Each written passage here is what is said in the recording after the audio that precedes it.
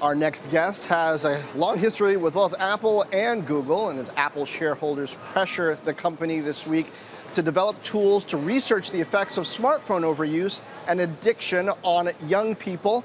He says adults are addicts, not only kids, and Google needs to help. Tony Fadell, one of the designers behind the iPod and iPhone, he also co-founded Nest and is now a principal with Future Shape. You can see what Tony tweeted about the report. Tony, welcome.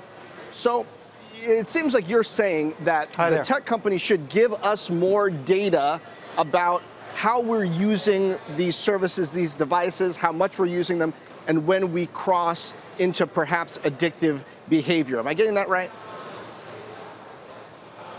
That's correct. You know, you don't know you're an addict until you've crossed a line, and we do not have the tools today, the information to allow us to see if we've had more than two glasses of wine a day or too much food. We don't have a digital scale for our life, for our digital life. And so we need to think about how we understand our digital lives. Today, Apple and others with smartwatches, they're tracking every step, how we sleep.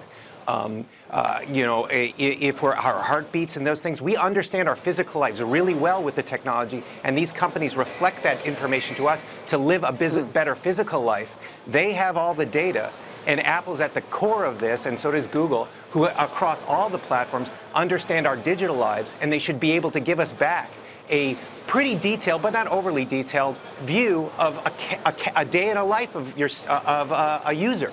So what are your physical habits? What are your digital habits? So that you can then see it and then understand if you're doing what you want to do or if you need to adjust something. Now, I'm in favor of us having the same data on ourselves that the companies have on us, certainly, but it seems like your solution is also part of the problem. Should we be relying on technology to tell us when we've had too much technology, or do we need to just sort of physically put the phone down when we get home and talk to the kids and actually physically put the thing away without technology telling us we need to? I think it's a matter of personal choice and family choice. And so there's different ways of dealing with this situation. You know, if people decide they want to always have devices at the table around at the family table, so be it. I'm not going to go Tipper Gore here on this. But at the same time, we need to have the tools so that our families and our individuals, right, to be able to, maintain and monitor what's going on and try to strike the right balance. And so, yes, I do think that in certain times the devices should go away, and other times the devices should be there because they're powerful tools. We don't have the tools to control our environment today. And if you're an addict, the best thing you can do is get out of the environment. But these tools are very powerful and very important for our education, for our work lives, our livelihoods, as well as for doing transactions and living in the world. So we need to be able to wrest control back to the users so they can decide what they want to do with their lives and with their families. So first of all, I see the Arc de Triomphe behind you, and I'm quite jealous. So please have one of those butter-laden French pastries for me. But, with all the focus on Apple, Google, Facebook, others to sort of step in and start bringing these solutions to consumers, if they don't, or if they don't do enough, are regulators going to step in here? And then if they do, what does that do to the sector? Well, I think, at the end of the day, that stuff, regulation has happened, and it takes a long time for those things to happen.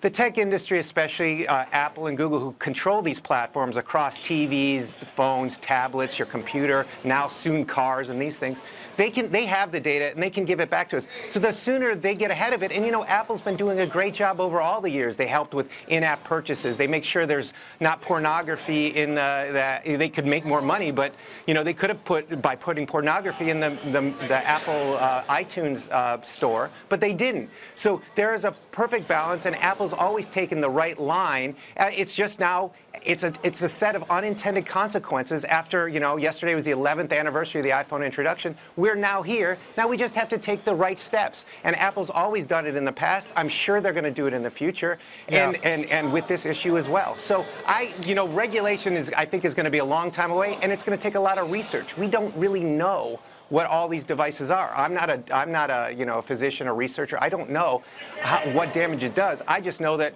I think we need to have both a digital connection with each other as well as an analog connection with each other. Yeah, I'm reminded, Tony, of I think it's Peter Drucker, who's often quoted as saying, if you can't measure it, you can't manage it. You don't need a phone to preach to you, but you need something, as you said, a digital scale. But as an engineer, how hard is that to create? Isn't it something that a developer could do in an app very easily?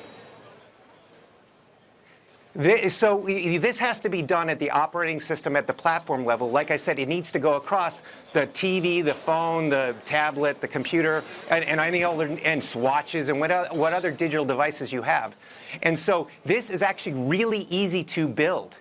This is not like a self-driving car is 3, 4, 5 orders of magnitude much harder and more expensive to implement. Well, they already have family accounts, so there's family purchases in Apple, there's family purchases at Google. You have all kinds of other controls and things for content. Even Apple has usability for students on their Macs today that they put in, 10 years ago or 15 years ago.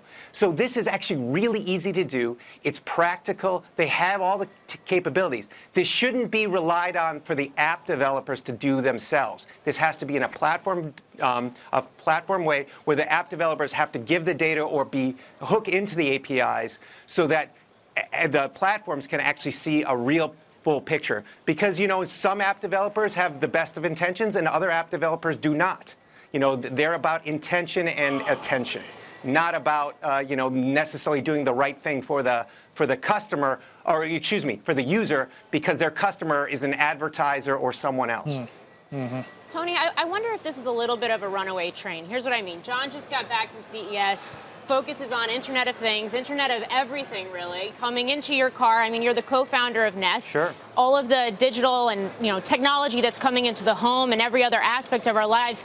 At what point do you draw the line? I mean, it seems tech is just sort of invading everything, everywhere right now, and there's a lot of positives to that. But how much are we really going to be able to turn off as that becomes a bigger and bigger part of our daily lives? Again, I think this is about truly understanding that if we have the control as users inside of this technology, we'll be able to use it. I don't see it. I see much more benefits than I see negatives. We're talking about the negatives now, but we're forgetting about what the world looked like just 10 years ago. And think about all the commerce, all the great things and superpowers that individual users have now. So this is not, you can communicate with people, you can FaceTime, you can do all kinds of things, but there are bad actors and there's runaway scenarios with this stuff. But I think we need to think optimistically. We're not going to put the genie back in the bottle. I'm glad the genie's out of the bottle. What we need to do is now work on these unintended consequences and just shape society the way we want to shape it. And so and I know the good people at Apple, I know how they think. I've been in those meetings. They've already responded to this. I'm looking forward to what they're going to come out with and announce in June around this important topic. So I think it's going to get addressed, and then we're going to find more unintended consequences. But to think this is a runaway, like, oh, it's taking over, I think that's a real pessimistic point of view. Some people welcome the takeover. Tony, thanks for joining us and sharing your thoughts on this world that you and all of us have created. Hey there, thanks for checking out CNBC on YouTube. Be sure to subscribe to stay up to date on all of the day's biggest stories. You can also click on any of the videos around me to watch the latest from CNBC. Thanks for watching.